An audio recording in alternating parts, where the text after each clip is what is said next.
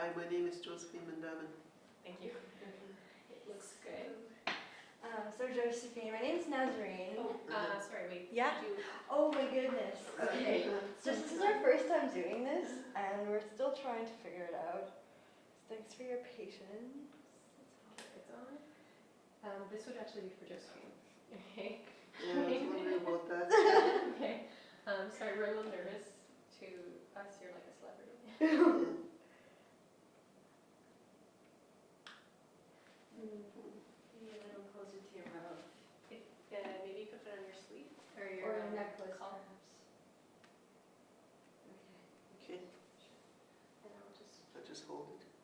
or I can just put it over here. Okay. We'll put it right here. And can we move this chair out of the way? Sure. Have a thought. Thank you for your patience. Is the sound okay? The sound is okay? Yes. My voice? One moment.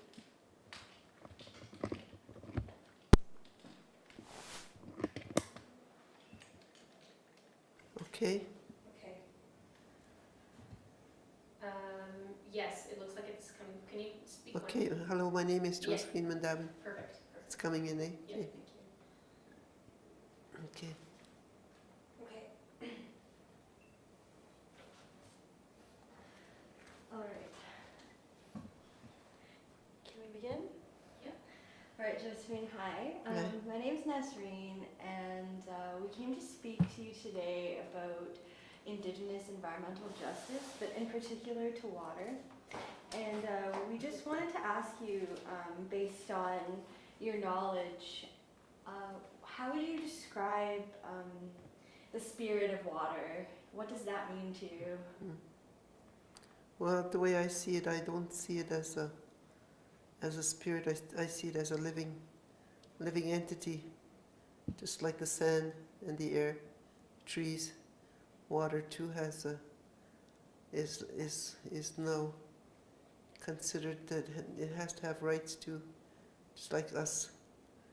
And because I understand that it can hear, it can sense, it can feel what you're thinking, that I know that it has to have its rights too.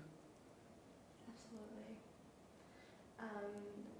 So our bodies have a similar composition to certain bodies of water to earth. We have veins and capillaries, like bodies of water. What does this mean in your perspective in terms of interconnectivity, responsibilities? To water? To water. Well, I know that from my teachings, I know that we are born of water, and we're all of water. You know, all of us came into this world with water, and so we're connected to that element of water and humanness of who we are as human beings, not just Aboriginal people, but human beings of all races. We're all connected that way. And so I believe that we are all connected through the water. A droplet of water has our DNA, and our DNA is very important to understand that we are all of water. We come from that realm, up in the sky world. That's where we come from. That's where the water comes from. So, what are your concerns for water in today's day and age? It could be on a global scale or maybe near your territory. My concerns for water is it's not going to last forever. We know it's going to be gone if we continue with our negligence. And if we continue with our negligence, we may come to a point where there won't be any water. We can see the Great Lakes on the map. You can see the Great Lakes, and you think there's going to be lots of water, but it's retreating. The rivers are retreating. Everything is retreating. The lakes are going down. So that's my concern, is that water will not be around for as long as we think that it's going to last forever, but it's not going to. We have to start thinking about how we conserve our energies, our waters. How do we take a bath? How do we take a shower? How do we drink the water? How do we... Even in restaurants, I've seen restaurants where they waste the water. they put glasses of water in front of you and you don't drink it, and where does it go?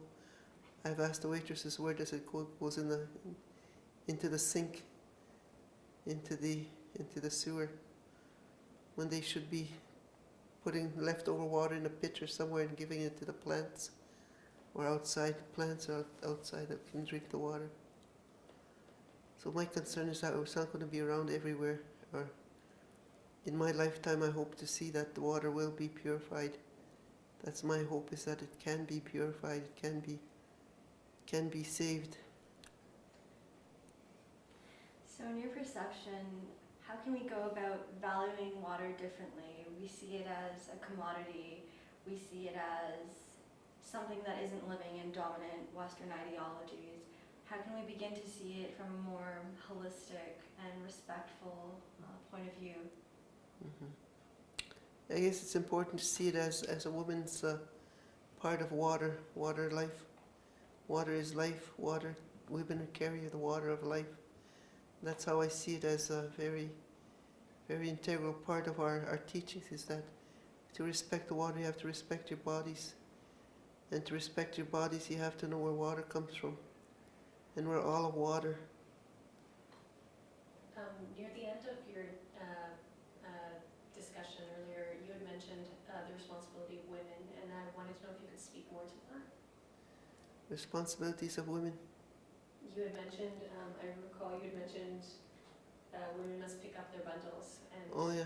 I was really interested to hear more about that. Okay. It's a teaching of our people that women are carriers of life. They're the ones that carry life. If there was no women, there wouldn't be any life. So water is very important, and water is our bundles that we carry within ourselves. Is our bundle with our womb. That's our bundle, our sacred bundle that we carry. It's not a physical bundle that we carry. It's a carry. How we carry ourselves is very important. How we respect each other, respect our bodies, respect that life-giving element that we have within ourselves. There was also another thing. You had mentioned that we've all got our creation stories, and sometimes I think recognizing that within an Indigenous Environmental Justice Symposium gets lost. And I would want to know, could you speak more about that as well, on how understanding different creation stories can benefit environmental justice? Well, we all know that we have creation stories. In our teachings, we have when the earth was created, or when Creator first had the vision that there was going to be life. That was how they went to all the other planets. That were 9 planets. They brought all these planets together and they molded them into one. That's how they formed Mother Earth, with all those nine planets. Mars, or Venus, all those planets they put together. So we know that our Mother Earth has all of these elements in her. Has copper, has ice, water, has all these elements.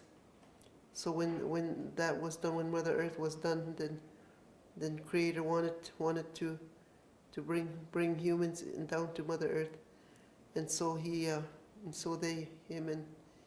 and Grandmother Moon, they talked about it, and they felt that they need to bring life to the earth, and so that's how the four directions came, 4 directions of the earth, how those 4 directions were made. And so each of those 4 directions were given their color, their language, and their beings, and their language and their spirits. They were given, each of those four were given their colors: the white, the yellow, the black, and the red. They were given their colors from the elements that they picked from the earth. And so they formed 4 races of man: the red, the white, yellow, and the black. They formed the four directions. So in the east is the yellow, and the south is the red, and the black is the east, and the white is the north. That's where the 4 colors of man come from. And so when we talk about the What was the question now? The creation story? Creation story, okay, it's a creation story. That's how the creation story came into being, is that from the creator. Creator is the creation story. He's the one that, creator is the one that made everything that we see now. And things that we don't see now yet is yet to come. Things that have already been seen. We see everything now that's been creators made. And so that's our creation story, is how we came to be. We, four directions, four colors of man.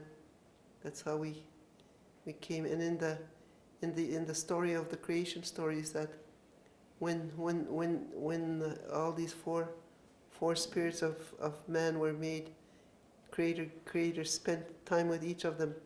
They had their stories that they had to tell.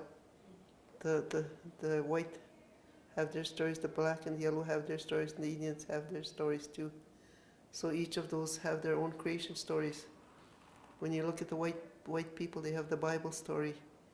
You see the Hindus and the Asians, they have their own, they have their creation stories. They have Shiva, and I forget the other ones.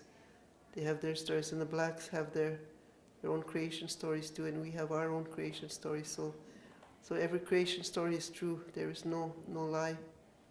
We can't lie with our tobacco in our hand. We have to accept what it is that we hear about our creation stories. Even our creation stories in the Mohawk, they have their own creation stories, which is similar to the Ojibways. So our creation stories are true. Every creation story is true. We have to believe that. Thank you. I'd like to ask you about the water walks and going around the 5 different Great Lakes. So in your experience, speaking for the water and getting a feel of each lake, is there any lake that stood out to you in your experience? I think because I live by Lake Superior, I think Lake Superior is the one that really stood out for me as a very strong lake. She is very, very strong. She is an epitome of a female, because she can kill, she can damage, she can do a lot of damage. She's very strong-willed, very stubborn, and all the things that a woman has, that she has. And so I really respect. I have to have respect Lake Superior too, because it's brought down many boats. So you have to respect her. She can do damage if she wants to. So I see Lake Superior as a very, very strong lake, and it reminds me of a woman. Thank you. Is there anything else you'd like to add? Anything you'd like for people to know? Well, I'd like to add that water is going to be so precious that we have to really think about how we waste the water. And I tell the young people, in order to know what water is like, you have to go out and sit on Mother Earth for a few days, 2 days, 3 days, 4 days, or however long you can. Sit on Mother Earth for those few days without food and water. When you come back, then you really appreciate what it is to be without water and food. The first little drink you get is very, very, very precious. So they learn that it's very precious to be without food and water for those length of days.